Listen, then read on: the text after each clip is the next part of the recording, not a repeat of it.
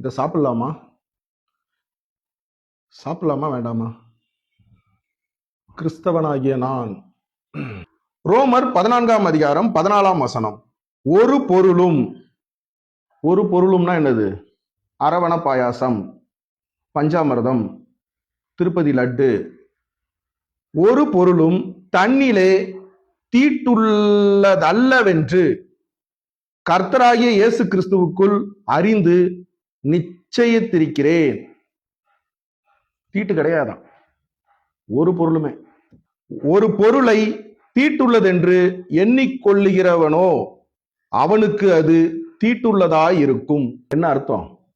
ஆசையா நம்ம நண்பர்கள், நான் பழனி போயிட்டு வந்திருக்கேன், பஞ்சாமிர்தம் சாப்பிடுங்க, திருப்பதி போயிட்டு வந்திருக்கேன், லட்டு சாப்பிடுங்க, சபரிமலை போயிட்டு வந்திருக்கேன், அரவண பாயாசம் சாப்பிடுங்கன்னு கொடுக்குறாங்க. அவங்க அன்பை புறக்கணிச்சு நம்ம தீட்டுன்னு சொல்றோம்னா நம்ம யாரா? தீட்டுள்ளது என்று எண்ணிக்கொள்ளுகிறவனோ. நீங்களே எண்ணிக்கிறீங்க, அவனுக்கு அது தீட்டுள்ளதா இருக்கும், அவ்வளவுதான். அவனுக்கு அது தீட்டுப்பா.